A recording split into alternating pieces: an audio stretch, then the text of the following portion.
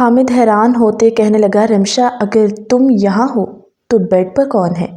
رمشا ہانکتے ہوئے سانس لے رہی تھی کیونکہ الماری میں اسے اپنا دم گھٹتا ہوا محسوس ہو رہا تھا۔ اس نے بنا کچھ بولے بیڈ کی طرف انگلی کی اور کہنے لگی، دانیہ دانیہ۔ حامد کہنے لگا، دانیہ تمہیں تو میں کہیں کا چھوڑوں گا نہیں۔ تمہاری اتنی ہمت، شرم نام کی کوئی چیز نہیں ہے تم میں۔ اس سے پہلے کہ حامد کچھ کرتا، دانیہ کمبل سے اپنا چہرہ باہر نکال کر اپنے وجود پر کمبل لپیٹے ہوئے بیڈ پر اٹھ کر بیٹھ گئی اور بڑی ڈٹھائی سے کہنے لگی، تم کیا مجھے کہیں کا نہیں چھوڑو گے مسٹر حامد؟ چھوڑوں گی تو اب میں نہیں تمہیں کہیں کا۔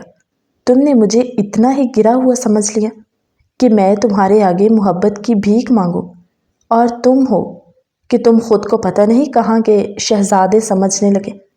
مگر میری بات یاد رکھو، میں ابھی کے ابھی یہاں پر بیٹھے ہوئے شور مچا دوں گی اور سب سے کہہ دوں گی کہ تم مجھے زبردستی اپنے کمرے میں لے کر آئے۔ اپنی بیوی کے سامنے تم نے میرے ساتھ زبردستی کرنے کی کوشش کی۔ دانیہ کی بات پر حامد مزید چونکا۔ اس کے قریب بڑھتے ہوئے اس کے بازو کو پکڑنے لگا۔ اس کا بازو ننگا تھا، اس لیے اس نے اپنا ہاتھ پیچھے کھینچ لیا۔ کہنے لگی، حامد میں آخری دفعہ تم سے کہہ رہی ہوں، تم مجھے اپناؤ گے یا پھر میں دوسرا راستہ اختیار کروں؟ اور میں سچ کہہ رہی ہوں، میں چیخنا چلانا یہیں پہ شروع کر دوں گی اسی حالت میں، اور جب سب لوگ مجھے یوں اس طرح تمہارے کمرے میں دیکھیں گے نا، پھر کسی کے پاس کوئی آپشن نہیں بچے گا، تمہیں مجھ سے نکاح کرنا پڑے گا۔ حامد کہنے لگا، تمہیں کیا لگا تم اس طرح کی بیہودہ حرکتیں کرو گی اور میں تمہیں اپنا لوں گا؟ تمہیں کیا لگتا ہے نکاح کر لوں گا تو تم میری زندگی میں ملکہ بن جاؤ گی؟ ایسا سوچنا بھی مت۔ رمشا آگے بڑھی اور کہنے لگی، تمہیں شرم آنی چاہیے دانیہ، لڑکیوں کی عزت کانچ کی طرح نازک ہوتی ہے، اور تم ہو کہ اپنی عزت کو خود ہی اچھالنے پہ تلی ہوئی ہو۔ کہنے لگی، رمشا مجھ سے منہ مت لگاؤ ورنہ میں تمہاری ابھی جان لے لوں گی۔ حامد نے کمرے کی لائٹ آف کی اور کہا کہ اپنے کپڑے پہنو اور نکلو یہاں سے۔ کپڑے پہنتے ہوئے وہ کہنے لگی، کسی قیمت پر نہیں جاؤں گی جب تک تم مجھے جواب نہیں دیتے میری بات کا۔ حامد بولا، کس بات کا جواب؟ اور دیکھو ابھی تم چپ چاپ میرے کمرے سے باہر نہ نکلی تو میں سچ میں سب کو سچ بتا دوں گا، اور تم جس دن سے یہاں پر آئی ہو کون سی حرکتوں پر اتری ہوئی ہو، اور اب تو مجھے ایسا لگتا ہے کہ پھوپھو بھی تمہارے ساتھ ملی ہوئی ہیں۔ انہوں نے مجھے رات کے اس وقت بلایا اور تم فوری سے میرے کمرے میں چلی آئی۔ کہنے لگی، تم مجھے ذلیل کرو گے، رسوا کرو، مجھے کوئی پرواہ نہیں، مگر حامد اب تم میری ضد بن چکے ہو، تمہیں حاصل کیے بغیر تو میں اب رہنے والی نہیں۔ حامد نے ایک زوردار تھپڑ دانیہ کے منہ پر پھر سے مار دیا۔ آج دوسری بار وہ حامد سے اپنے منہ پر تھپڑ کھاتے ہوئے بنا جھجکے اس نے بھی حامد کے چہرے پر تھپڑ رسید کر دیا۔ بولی، ہاتھ چلانا بس تمہیں ہی آتا، میں تمہارے سامنے محبت کی بھیک مانگوں اور تم بدلے میں میرے چہرے پر تھپڑ رسید کرو، یہ کہاں کا انصاف ہے؟ حامد اگر میں نہیں تو پھر کوئی اور بھی نہیں تمہاری زندگی میں۔ اس نے ان کے روم میں پڑی فروٹ کی ٹوکری میں سے چھری اٹھائی اور رمشا کی گردن پر رکھ دی۔ اس کی آنکھوں میں بے باکی دیکھ کر حامد ایک پل کو گھبرا سا گیا اور کہنے لگا، دانیہ یہ کیا پاگل پن ہے؟ چھوڑو رمشا کو۔ اور رمشا کی کیا غلطی ہے؟ کہنے لگی، کیوں؟ چھری اس کی گردن پہ رکھی اور تکلیف تمہیں ہو رہی، یہی سارے فساد کی جڑ ہے نا؟ یہ تمہاری زندگی میں رہے گی نہ تم مجھے اگنور کرو گے؟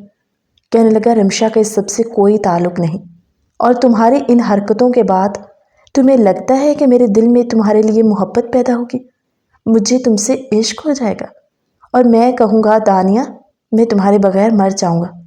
بھول ہے تمہاری، زبردستی کے رشتوں میں محبت نہیں ہوتی۔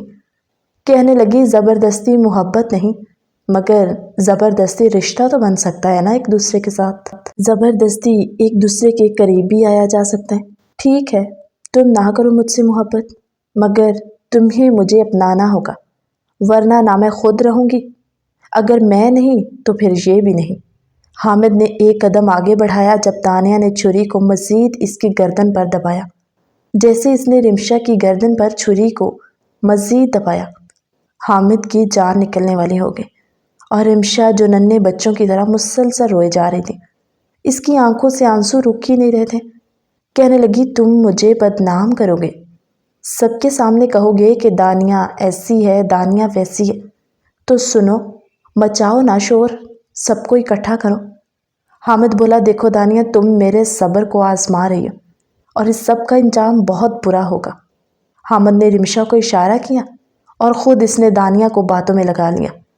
رمشا نے دانیہ کے ہاتھ پر زور سے دانت گاڑتے ہوئے اس کے ہاتھ پر اتنی زور سے کاٹا کہ دانیہ کے ہاتھ سے چھری زمین پر گری اور وہ اپنا ہاتھ پکڑے رہ گئی۔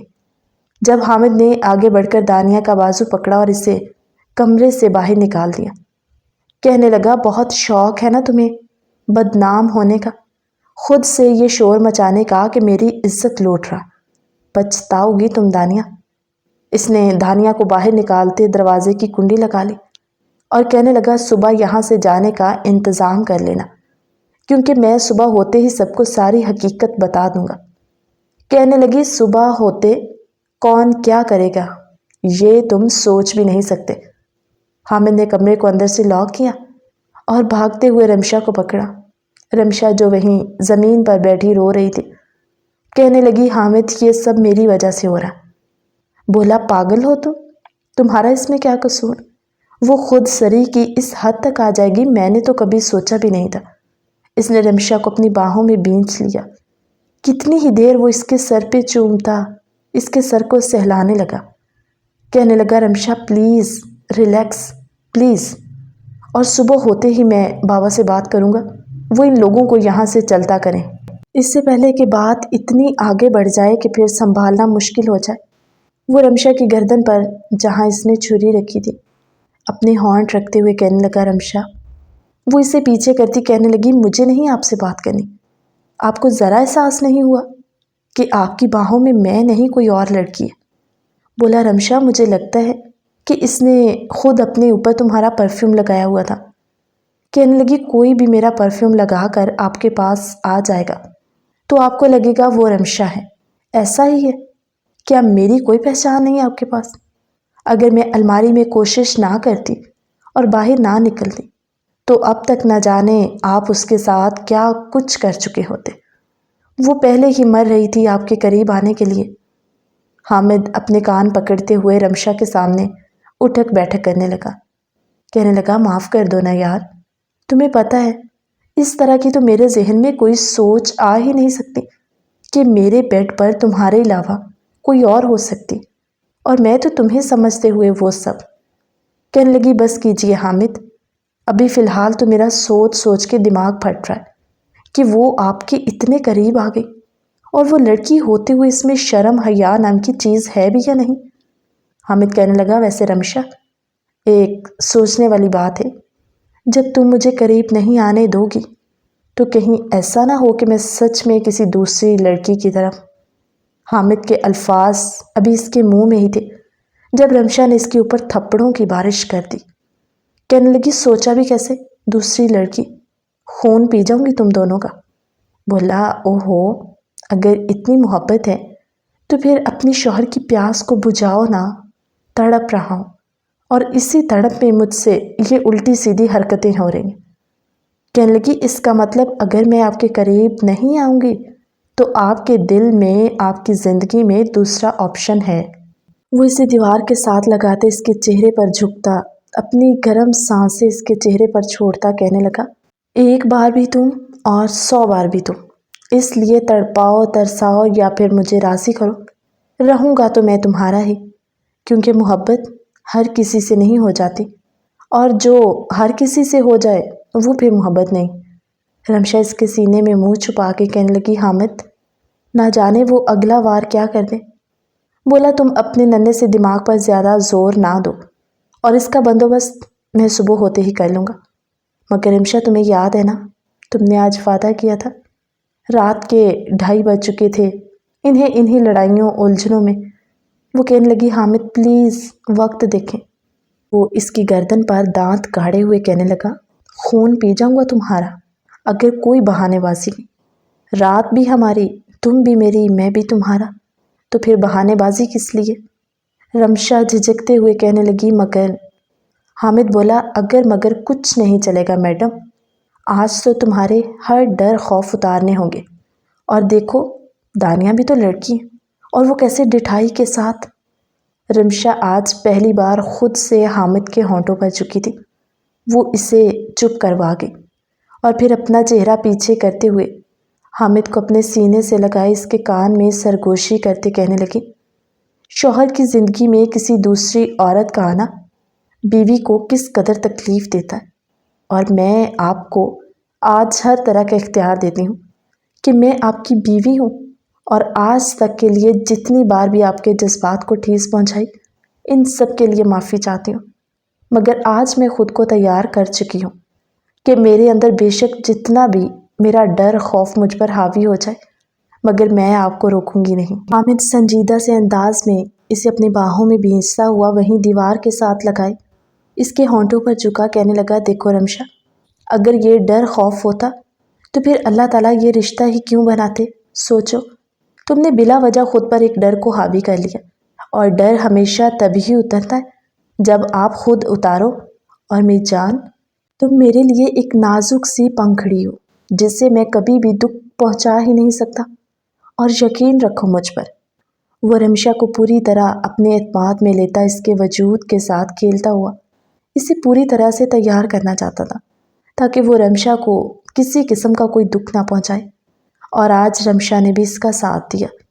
اس کے دل میں ڈر خوف ابھر رہے تھے، مگر وہ ہر ڈر خوف کو بس ایک ہی بات سے جھٹک رہی تھی کہ رمشا، کیا تم حامد کی زندگی میں دوسری لڑکی کو برداشت کر سکتی ہو؟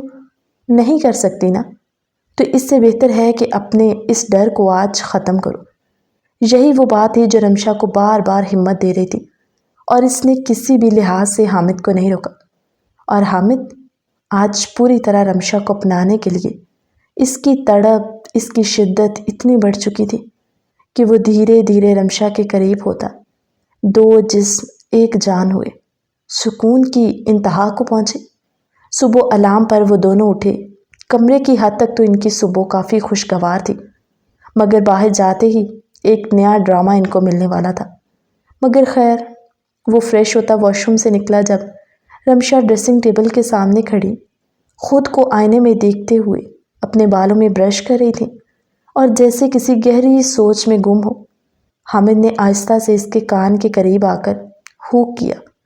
رمشا اس سے چونک کر ہوش کی دنیا میں واپس آئی اور کہنے لگی، حامد آ بینا، اسے زور سے اپنی باہوں میں بھرتے ہوئے اس کے ماتھے پر چومتے ہوئے کہنے لگا، رمشا، آج تم نے ثابت کیا کہ تم مجھ سے واقعی کتنی محبت کرتی ہو، اور سچ پوچھو محبت کا سب سے بڑا ثبوت ہی یہی ہے کہ ہم اپنے پارٹنر کو کھونے سے ڈرتے ہیں، اور تم نے مجھے کھونے کے ڈر سے اپنا اتنا بڑا ڈر خوف ختم کر دیا، اور دیکھو صحیح سلامت کھڑی ہو۔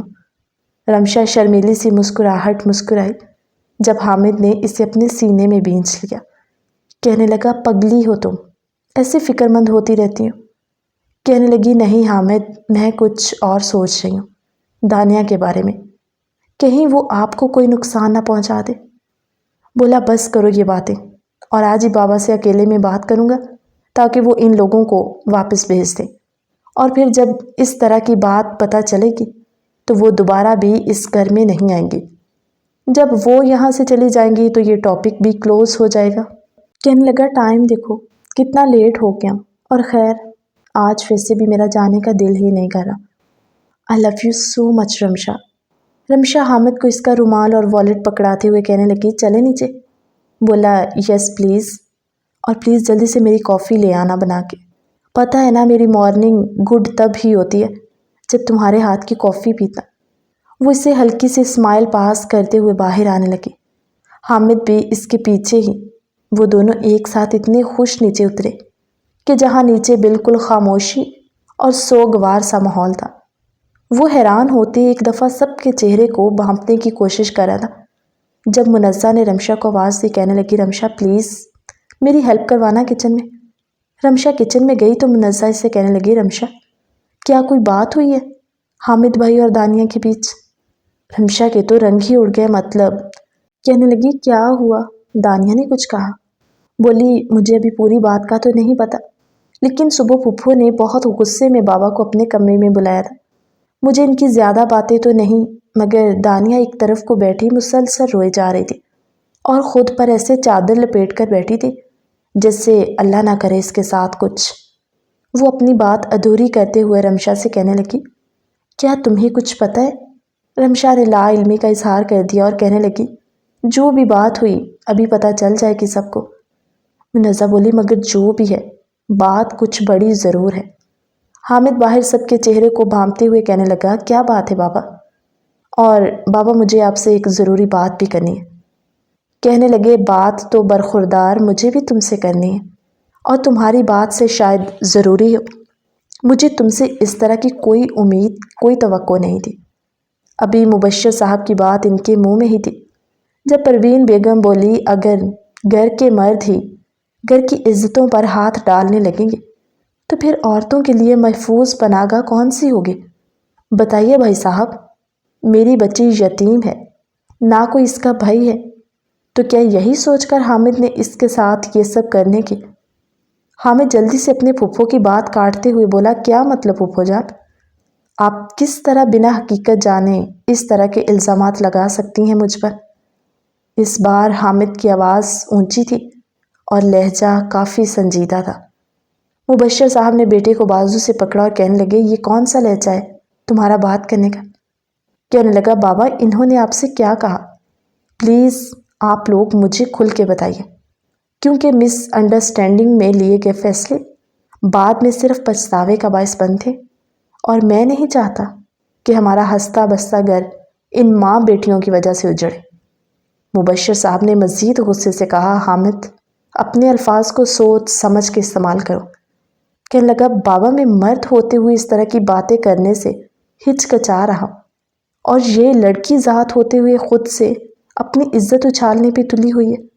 کیا کہا ہے اس نے آپ سے؟ ٹھیک ہے اگر بات ان لوگوں نے چھیڑ دی ہے نا تو پھر پہلے میں آپ لوگوں کی بات سنوں گا، اس کے بعد میں ود پروف آپ کو ساری بات بتاؤں گا۔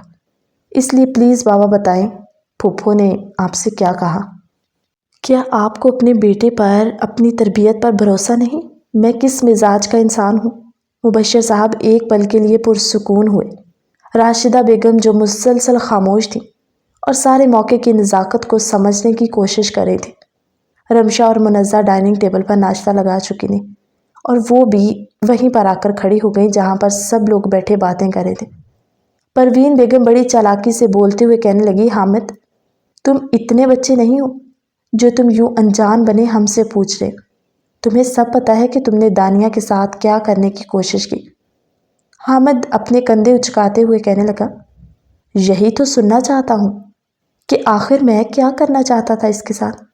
پوچھے اپنی بیٹی سے اس کی حرکتیں، اگر بتانے کی ہمت ہے دانیہ تو سب کے سامنے سچ بولو۔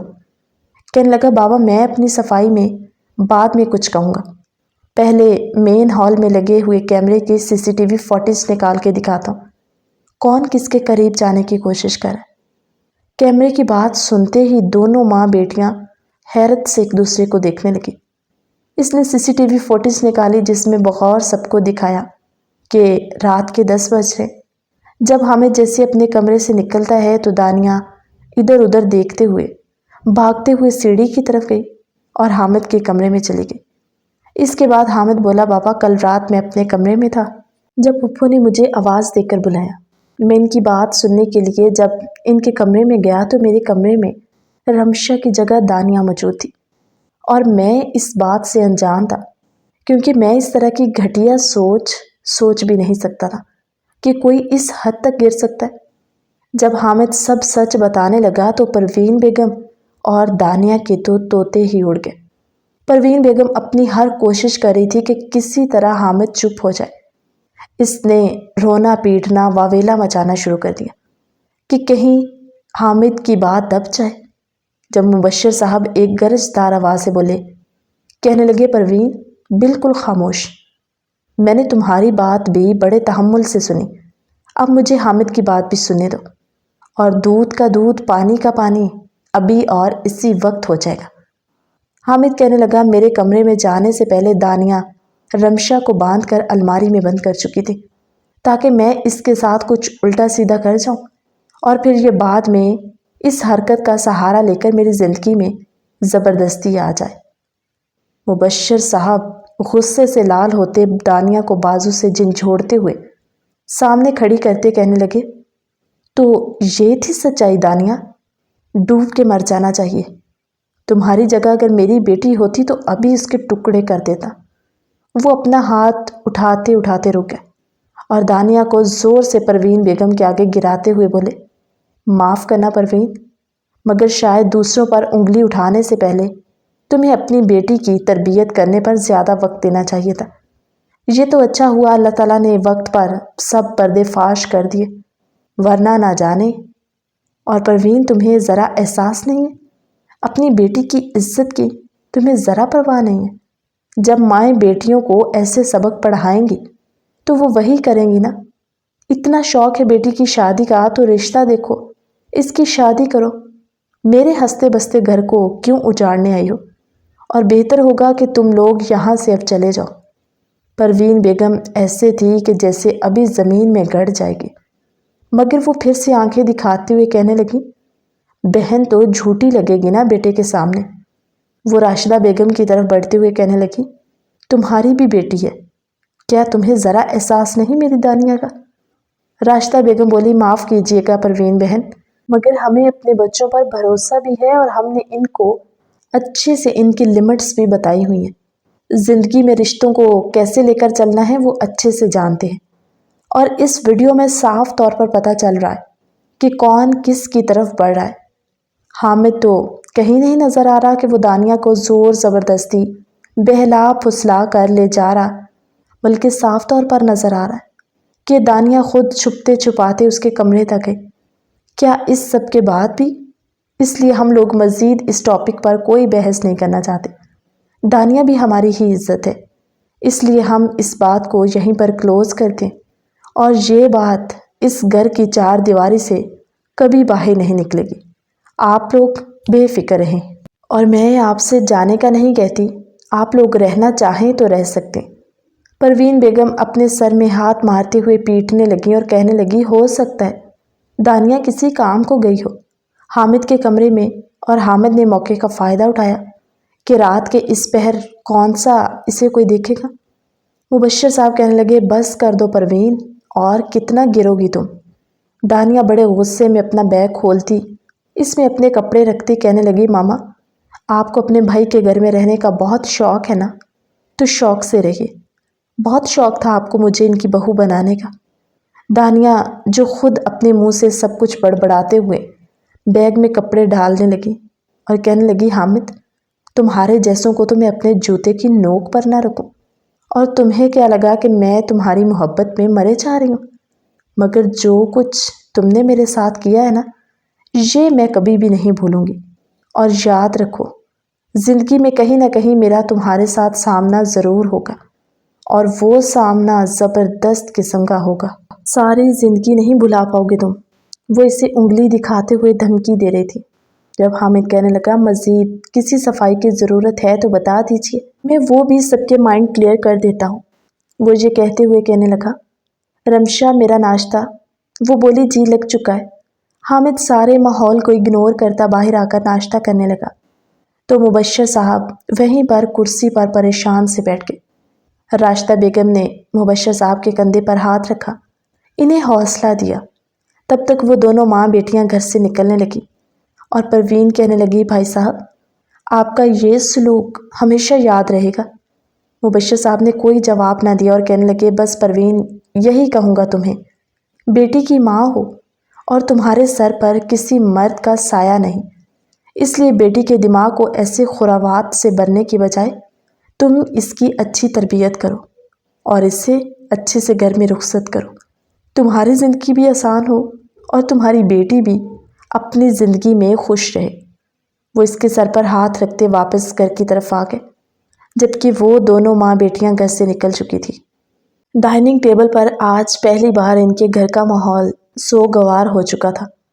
مبشر صاحب نے ناشتے کو ہاتھ تک نہ لگایا جب حامد کہنے لگا بابا پتہ ہے نا آپ کا بلڈ پریشر کتنی جلدی ہائی ہوتا ہے، اس میں سوچنے والی کیا بات ہے؟ اللہ کا شکر ہے کچھ بھی غلط نہیں ہوا، ایک نہ ایک دن تو ان لوگوں نے جانا تھا۔ اچھا ہوا ان کی اصلیت جلد سامنے آ گئی کہ وہ کس مقصد کے لیے ہمارے گھر پر آئی تھی، اور بس ٹھیک ہے، ایوری تھنگ از اوکے۔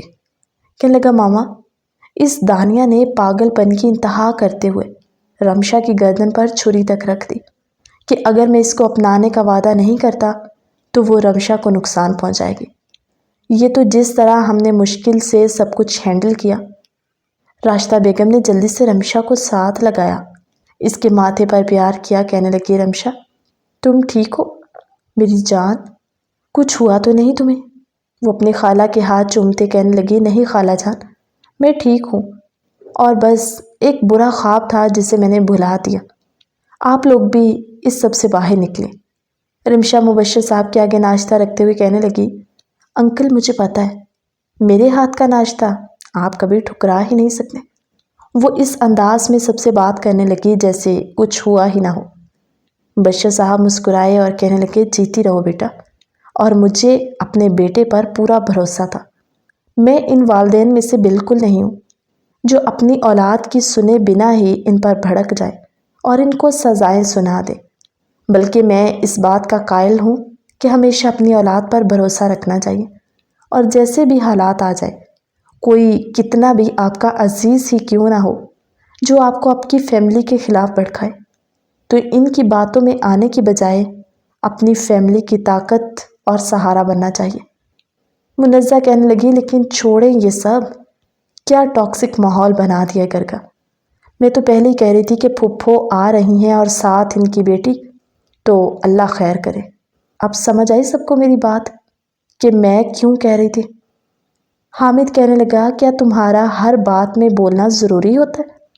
منزہ بولی جی بھائی، کیونکہ میرے بغیر ہر بات ادھوری ہوتی ہے، اور اس لیے آپ یہ جو میری طرف سے ہر طرح کی ذمہ داری سے آزاد ہوئے پھرتے ہیں نا، آج شام کو جلدی سے گھر واپس آئیے گا۔ آپ نے مجھے اور رمشا کو دونوں کو باہر لے کر جانا ہے۔ کہنے لگا کیوں بھائی، رمشا تک تو ٹھیک ہے، تمہارا یوں کباب میں ہڈی بننا ضروری ہے؟ منزہ بولی دیکھ لیں بابا، ایک بھائی ہے میرا، اگر یہ میری بات نہیں مانے گا تو پھر میں کس سے کہوں گی؟ ایک بار سب کے چہروں کو مسکراہٹ نے چھوا جب مبشر صاحب کہنے لگے اللہ تعالیٰ میرے گھر کو، میرے بچوں کو ہر بری نظر سے بچائے اور یوں ہی ان کو ہمیشہ مسکراتا ہوا رکھے۔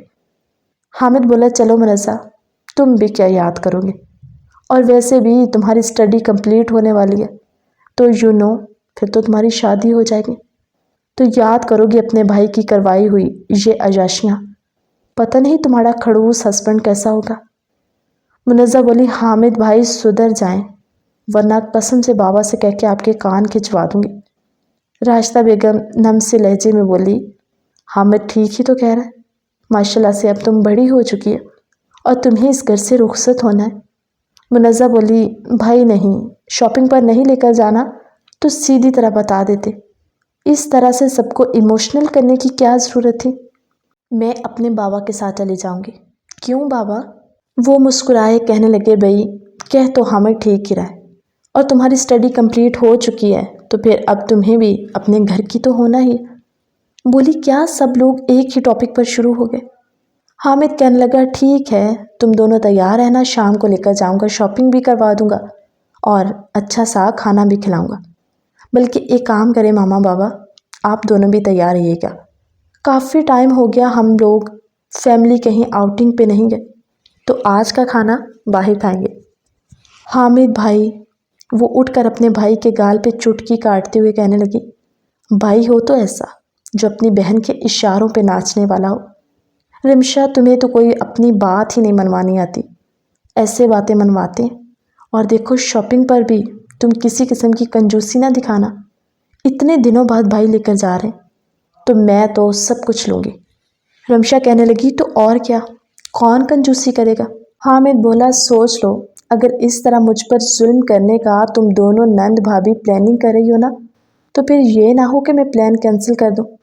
رمشا بولی اب آپ پلان کینسل کر ہی نہیں سکتے، اس لیے ڈیسائیڈ ہو چکا ہے، کہ آج کا کھانا بھی باہر کھایا جائے گا اور شاپنگ بھی بہت اچھی کی جائے گی۔